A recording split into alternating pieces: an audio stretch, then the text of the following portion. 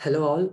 So now we present our research work, design and analysis of high reliable fault tolerance subsystem for microcomputer systems.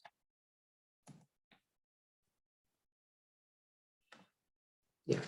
So let's start with the introduction. So error-free data transmission and receiving is what we desire in any kind of communication, systems, basically. Because what happens is that when the data is transmitted from the transmitter subsystem to the receiver subsystem, it need to pass some kind of communication medium like wire or wireless kind of things.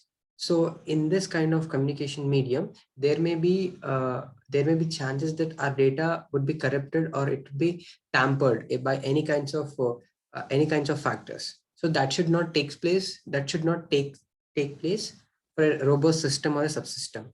So that's the reason why we should care about error detection and correction, subsystems in designing the whole computer systems, basically. Okay, so basically the work which we did is that we have used BCH codes and we have proposed a work that would correct and detect the multi-bit error which would cause it during the communication, which would be caused during the communication medium. The errors it would be correcting, and also it will be detecting as well as correcting the errors caused by the systems.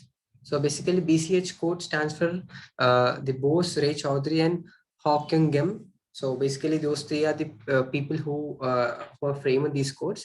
Yeah, so these are basically cyclic correcting codes, and the main the feature that is unique to BCH code is that it is a digital error correcting code with variable length, and also it's multi-level. Multi-level means that it can take it can detect multiple errors at on a single throw, basically.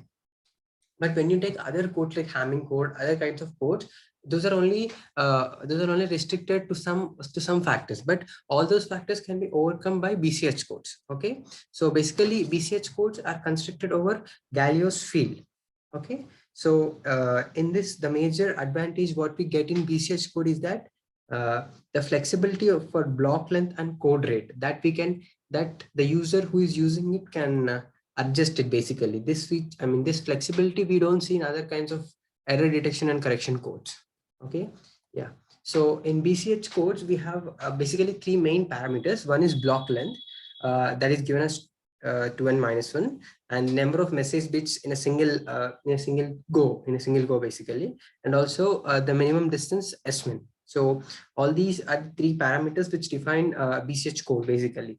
And also I already told that the major advantage which we get is we can decide the block length as well as the code length in the BCH code we are using, basically. Okay, so we generally used a generated polynomial in BCH codes, and basically basically generated polynomial is specified in terms of its roots in the Galileo's field 2 power k. Okay, and we choose a Galileo's field from 2 power n plus 1 polynomial factors by taking x power n minus k as the highest term, basically. Okay, so those are all it if we go in depth into the BCH course, we can understand all those factors, basically. Yeah, so this is the broad perspective of our implementation of our proposed design. Yeah, so in the so if this is a transmitter system that is already there, and this is a receiver system that is already there, and it's a transmission medium that is already there. So we need to put these two modules like BCH encoder and BCH decoder modules a transmitter and receiver systems, respectively. So what happens is that the receiver data, which is in binary, it encodes it and it sends to the medium. And if in this medium, if there are any errors occurred, then it will decode them, correct them by using the encoder logic, by using the encoder logic, and it would detect the errors and it would correct the errors and it would send the correct information to the receiver subsystem. So that is how the broad perspective of our proposed work lies in. Okay, yeah. So now we'll go in detail to each encoder block and decoder block and see how our binary data is going to be encoded, then transmitted to transmitted medium, then it will be decoded, basically. Yeah. So the binary information which we are going to transmit is basically first converted into the polynomial m of x. Then it is multiplied with g of x, which I have discussed as the generated polynomial. Then that result is known as t of x. That is the thing which is going to be transmitted through the transmitted medium. So this is the thing. This is the thing which is going to be transmitted at the encoder side. Okay.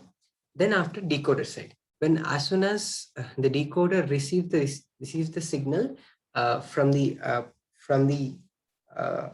receives the signal at the receiver module, what happens is that we generally calculate the syndromes S and P. So these are all the factors which are in the BCS decoder, and we calculate the syndrome values. Then what we do is, with all these syndrome values, we find a matrix basically. So that matrix basically consists of all the syndrome values basically. Okay, that matrix M consists of all the syndrome values, SIs, and the number of syndromes we get using this formula. S is equal to 2 into P, and P is equal to K. These are all the constants for both encoder and decoder modules. Yeah. Then after finding the determinant of matrix A, then we find the number of errors in the R of X. Okay. So how we find out is that we need to find out the number of errors in the polynomial first. Before correcting it, we need to find out the number of errors. So to find out the number of errors, we find the number of errors in R of X. So basically, if the determinant of M, determinant of the syndrome matrix, which we have seen earlier. So the determinant of this matrix, if it is not equal to 0, then the number of errors present in the received polynomial is same as P basically. Okay. But if the determinant is 0, then the number of errors present in the received polynomial, that at the receiver end, is less than P. Okay. So that is a confirmation which we get by finding the determinant and then subsequently finding the number of errors. Then what we do is we kind of evaluate the error polynomial by u of mu of z.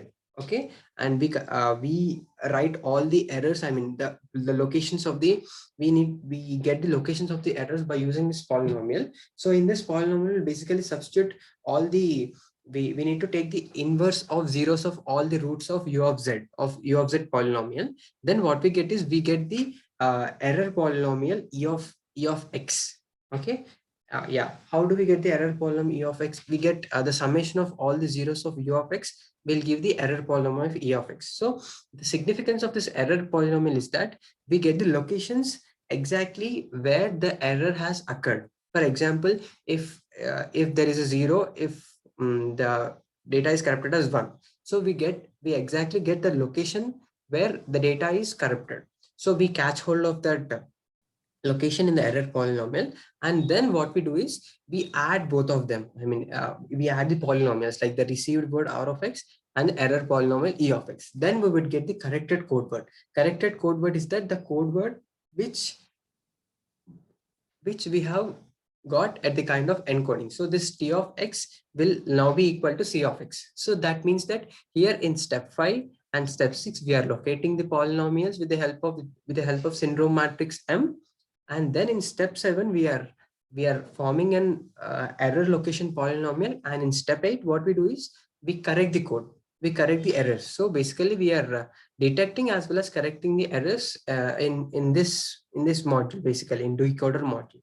Yeah. So that is how broadly the decoder module works basically. And the advantage which we get in BCH codes is that they are very flexible, because I can adjust a bit with these factors, like with K and these factors with K, M, N, and I can adjust the code length, I can adjust the bit speed, I can adjust all those factors, and I can decode and encode according to my requirement basically.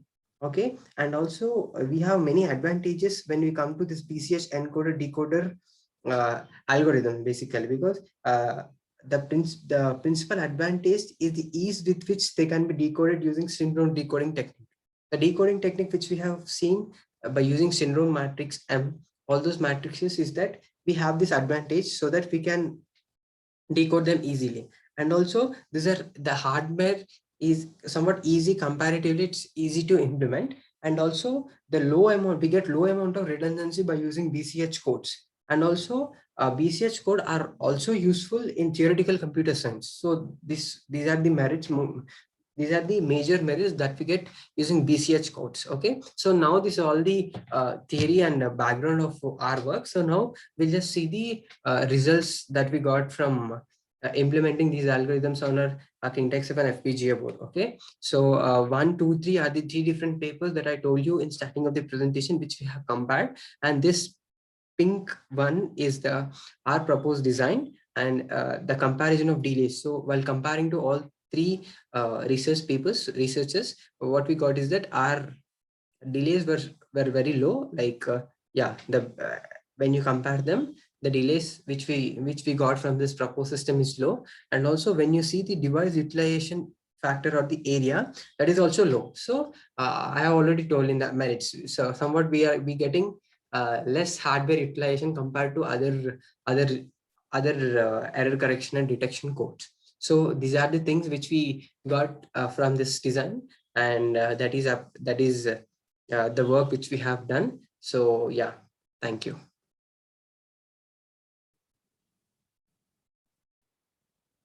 So these are the results that we got, and these 3 are the 3 papers that we have taken as reference to compare our design. And in future we are going to we want to extend the system and make it more robust and fit to all kinds of systems, so that all the modern chips or modern transistors and receivers can be we can make this kind of research as a plug and play model. And just if we insert a module for already existing transmitter and already existing receiver, then it works. So we are actually working in that streams.